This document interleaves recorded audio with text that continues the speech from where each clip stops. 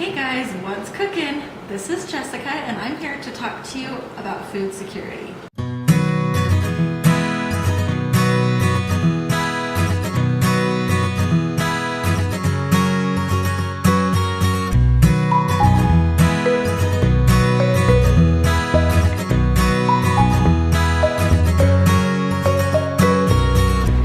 I just have to tell you that food security has changed my life.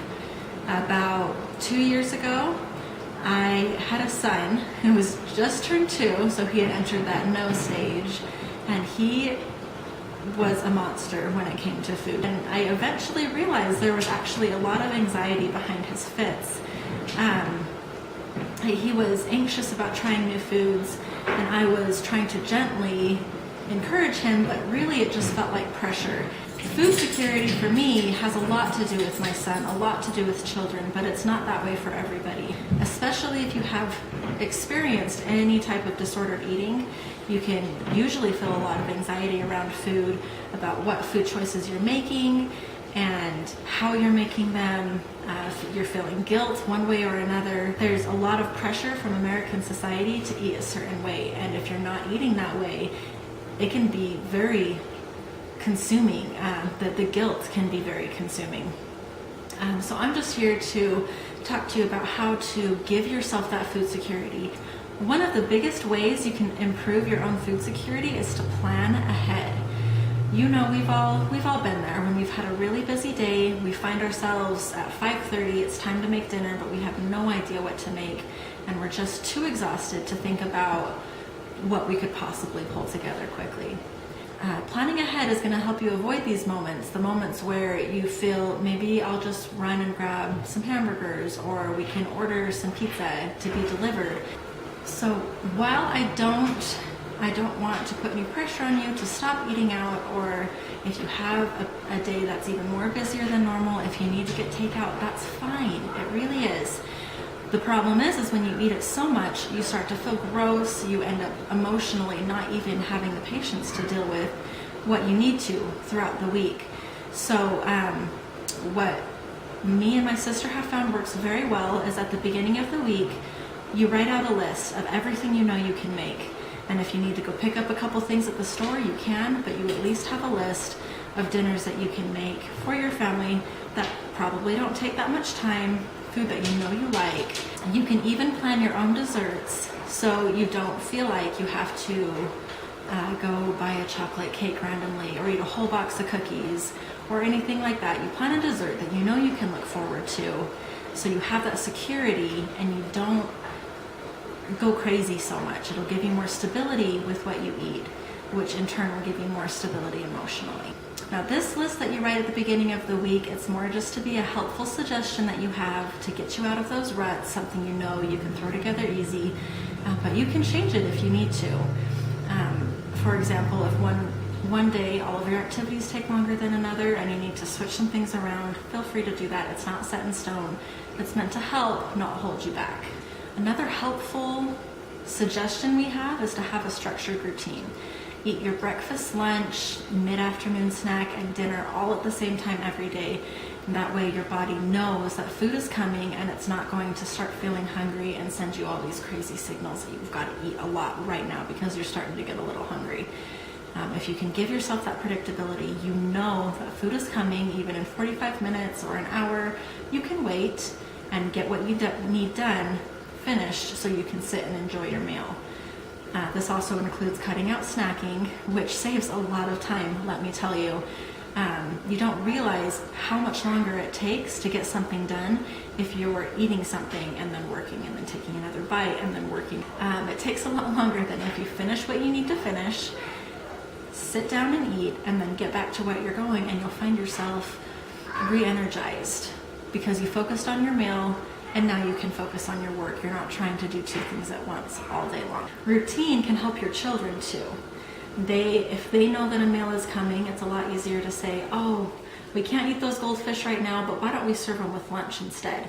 And then they know a snack is coming, they don't have to snack before the meal, and they still get a little bit of what they want while making sure they have a balanced meal with a little bit of protein and fiber in it as well. You find yourself falling into a rhythm where you eat, you feel satisfied, you start to feel hungry, and then you eat again, and it becomes a rhythm and a routine that you can follow easily.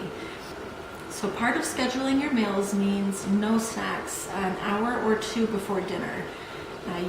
Anybody knows, don't spoil your appetite before dinner, and it's true. If you have a snack before dinner, you're not going to be as likely to eat as much of your dinner, and you're probably not going to enjoy it as much either.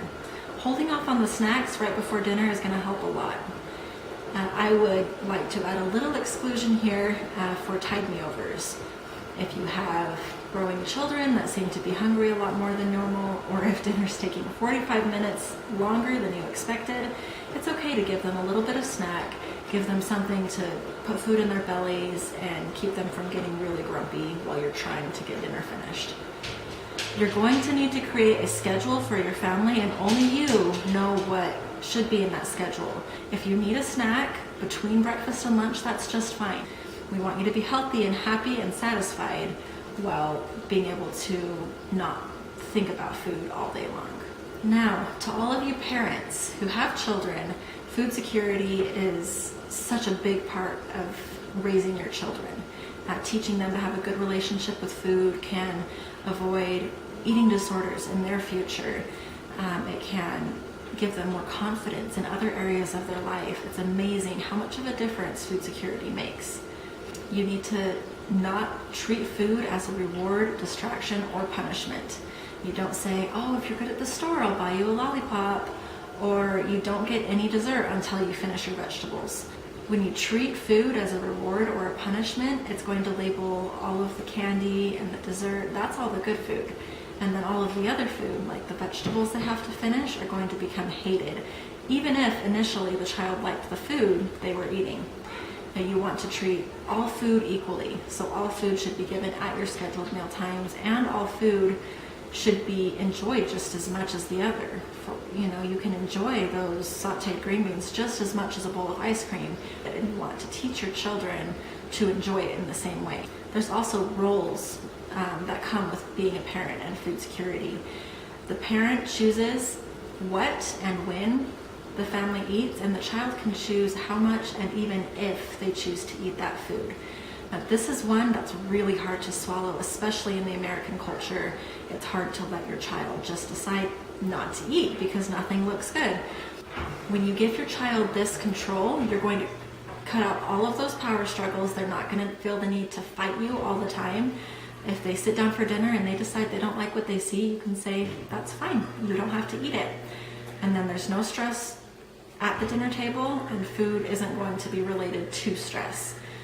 Now, I like to make sure when I make dinner, I have at least one thing that my kids will like to eat, and that because they are hungry when they sit down, then they at least know that there's something that they're going to like to eat, and it actually makes them more willing to try new foods. It's really amazing what this can do.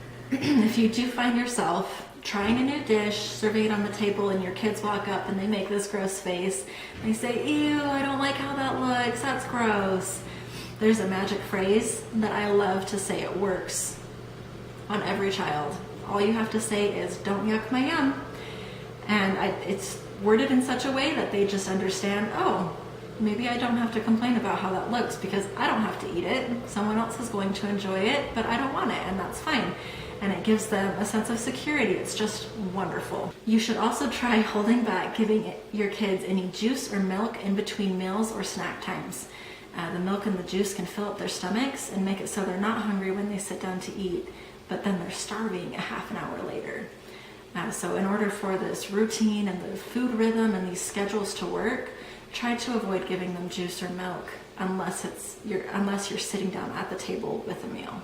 Now, all of this can sound really overwhelming. There's a lot of rules and what feels like restrictions, but I promise you, if you can find yourself following these rules, you'll find your family to be more stable and closer emotionally. It's amazing what changing your family's food dynamic can do. So I promise it's worth it, and also cut yourself some slack because it's not going to happen overnight.